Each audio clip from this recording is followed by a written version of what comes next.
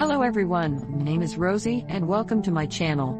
This channel is dedicated to talk about homeowners association related issues and help you understand your homeowners association CC and Rs, otherwise known as your covenant or your bylaws, that I know a lot of homeowners living in communities under associations had never had a chance to read. This legal document is about 80 pages long, full of legal terms, and if you're not a lawyer or paralegal, and can't afford to hire one, it might as well be written in Martian language because it can be difficult to understand. It's a very long and very boring document to read. My goal in creating this channel is to go through each and every stipulation of the standard bylaws and try to explain it in a way that most homeowners can easily understand. Because the rules written on these pages can affect your life if you live in a community under an association. But before I continue, I want to make it clear that I am not a lawyer or a paralegal. But I learned a lot from my ongoing disagreement with our association in the last 5 years. I've consulted and hired several different lawyers to help me understand the laws and what information I've been missing to help me learn the ropes of living in an HOA community. I want to share with other homeowners what I've learned and what I now know that I didn't before I bought our house. I also want to share some difficult stories from homeowners who are fighting their associations and stories of abuse from board members and how these abuses are allowed in our bylaws.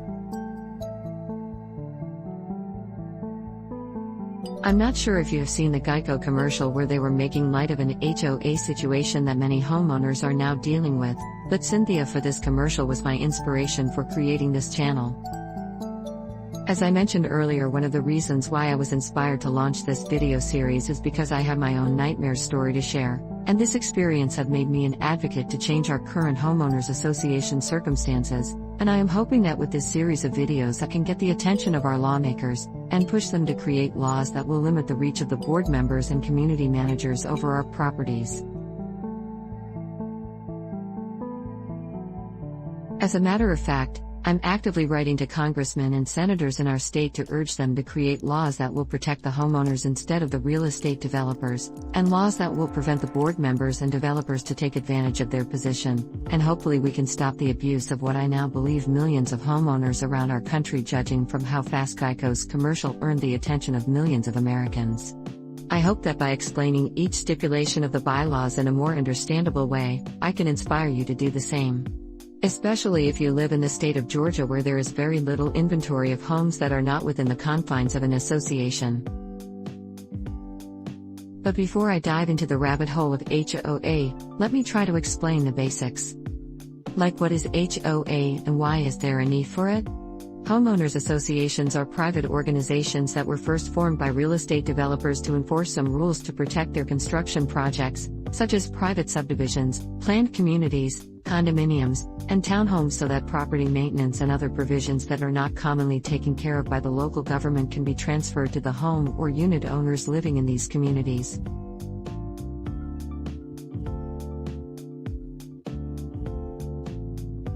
From what I gathered, the very first informal HOA was formed in Long Island back in the 1960s, when they wanted to provide homes for low-income veterans, but even though it was an informal association, meaning they did not have any written covenant or bylaws, rules and restrictions were enforced within the community. But from that time, someone somewhere thought that it's a great idea to copy that kind of system and apply it to some of the other private communities built around the country.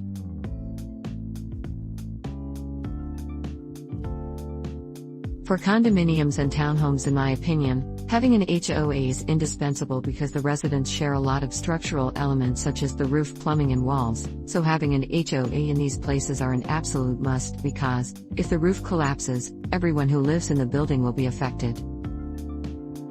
If you live in these buildings, you want to make sure that there's always a pool of money that's enough to make any kind of repairs, big or small, in case an emergency happens, because the insurance company could take a while in processing claims, and you also have elected people who are ready to act if an unexpected event happens in the building. For lands that are being converted into communities, real estate developers include recreational amenities such as swimming pools, sports facilities, clubhouse and many other things that are not only an effective marketing tool, but also benefits anyone who buys a property within the development. They figured that home buyers are more likely to buy their property where there are facilities for recreational activities. Most homeowners don't need to deal with the maintenance of the common areas because the expense will come from your monthly or yearly association dues, and volunteers or board members will take care of these amenities for you. So in retrospect, the idea of having a homeowners association came from a very good intention, because having this kind of organization in your neighborhood is convenient and essential. When homeowners association works and the people who volunteers to become part of it are diplomatic and smart, it works like wonder. But sometimes this is not what happens. Nowadays, no one is unfamiliar to nightmare stories coming from homeowners who once lived or are still living in an HOA community. We've all heard about lawsuits on trivial matters like children's play sets, embezzlements, unkept amenities, ridiculous HOA rules that could prevent you from voting your own board members, and worse, people losing their homes because of unpaid dues. Question is, what went wrong? I live in Georgia, about 40 minutes north of Atlanta. I originally came from Los Angeles, California, so when we moved here, I didn't know how HOA communities are governed. I didn't know about Georgia's standard bylaws, and I was explained that some time ago, a very crafty lawyer thought of writing a standardized covenant that he could get community developers to use, so those new communities will have the same covenant format. By standardizing the bylaws, the covenant will be readily available when finished homes are turned over to the buyer. All they have to do is change the name of the subdivision on the document, and voila! Nowadays, as soon as the land is paved, even before pavements are cemented, the developer already has a ready set of rules to enforce in this brand new community. If you are unfamiliar with CC&R, covenants or bylaws, these are the set of rules that are enforced within the community where you bought your house from. And the board members, ideally, are the homeowners elected by other homeowners in the neighborhood. But sometimes this is not what happens, and I'll explain this to you later on. Now, if you're already in trouble and you are facing some steep fines or penalties and possibly a lawsuit, and you're wondering why are these set of rules binding? Why are these people who are not paying my mortgage and nothing but volunteers have the right to put a lien on my property if I don't want to follow their ridiculous rules? Or why am I subjected to pay for the full amount of my dues if I am not using our amenities? This is because the association's covenant is a legally binding document, or contract if you will, that binds your property to these rules. Now you're probably wondering, when did I do that? Or I don't remember ever signing something that mentions anything about binding my property to these rules. Here in Georgia, maybe also in your area wherever you are watching this from, if the community has an association that has been registered to the state, and the previous owner of the house you bought was a member, there is a stipulation in that covenant that says once a property becomes a member of the association, it becomes a member in perpetuity. Yes, that means forever. So whether you personally want to be a member of the association or not, by buying that property you're now subjected to follow the rules of the association. The sad part is I know that a lot of homeowners who have never lived in an HOA community, or first-time home buyer who doesn't realize what they got themselves into. I have owned 2 properties that were under HOA prior to this house where we live now, and I was still not prepared for what's happened immediately after we moved in. Unfortunately, many of the homeowners who are now entangled with a dispute with their association, or not in agreement with how the community is managed, may have thought that homeowners association is like a social club where they can enjoy wine and cheese with their neighbors, and where they get to meet other homeowners in their new neighborhood. Or if you're like me who already knows how it's like to live in an HOA community, it's easy to assume that the people enforcing the rules, being homeowners themselves, will be reasonable enough, and can empathize with you. But sometimes they are not, and that could potentially be a reason for your worst nightmare coming to life. If you are currently in a dispute with your association, and you have no clue how you got there, let's trace your steps from when you first bought your house. Here in Atlanta, home buyers are plenty but home inventory is low. So when you find a home that you've fallen in love with, you have to place an offer immediately, or there's a big possibility that you can lose the house. There's very little time for you to investigate the community or interview your future neighbors. Most of the time, we don't even think about the neighbors because it's easy to assume that we will get along with everyone just fine.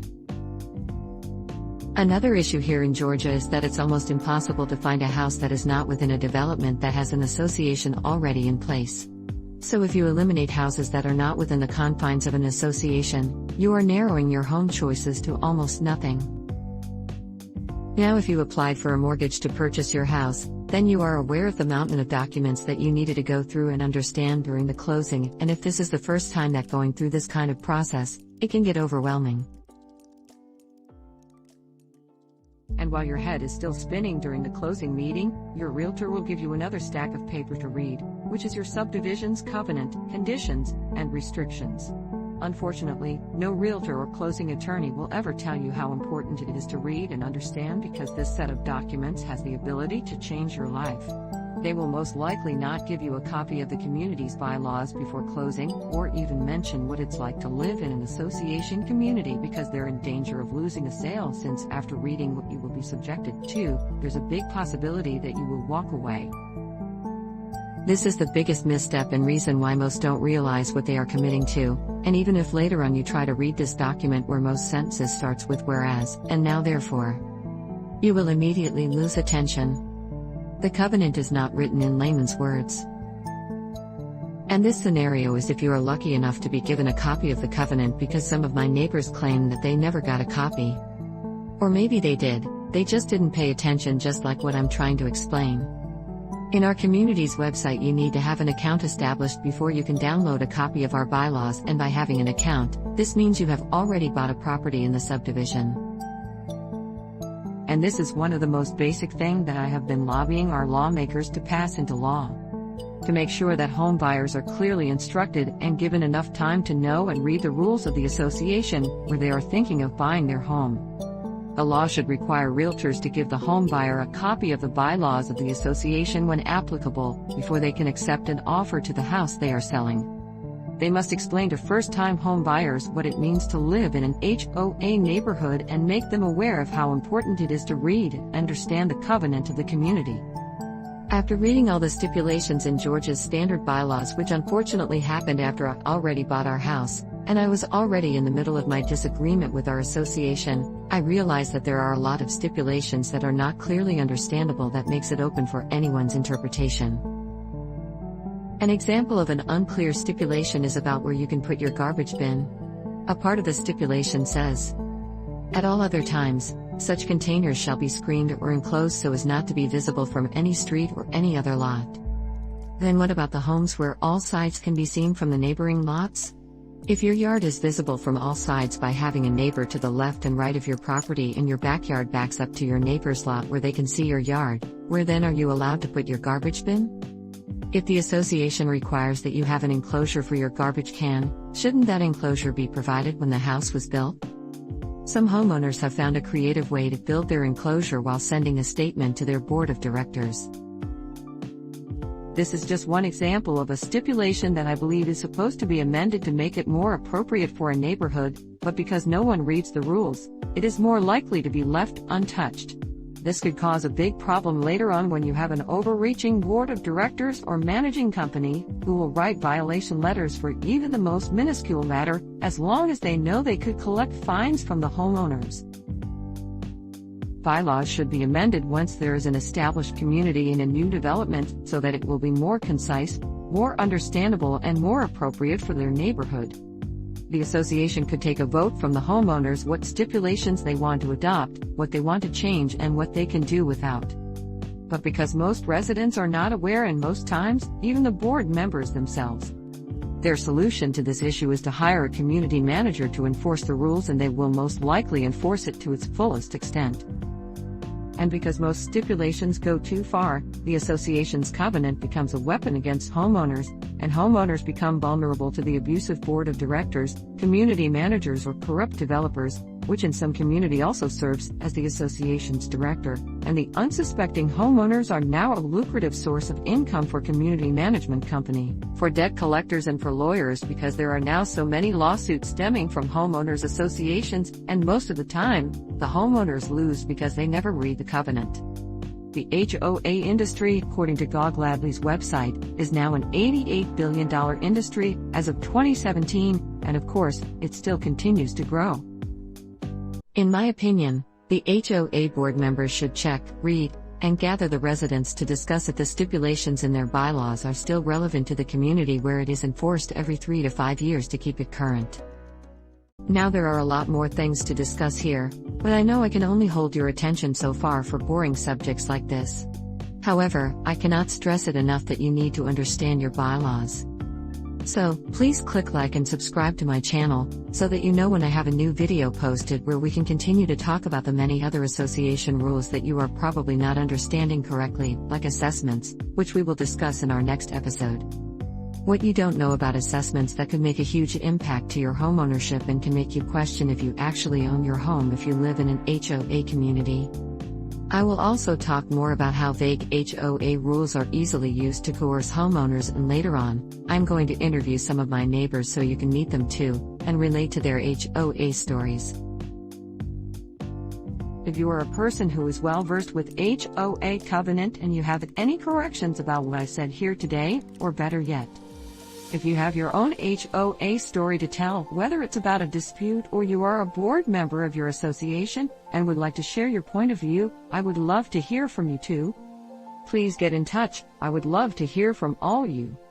Comment below so that we can figure out how we can communicate with each other. Of course, do not put your personal information where other people can see it. We'll have to figure out how to message each other. So until next time, be well.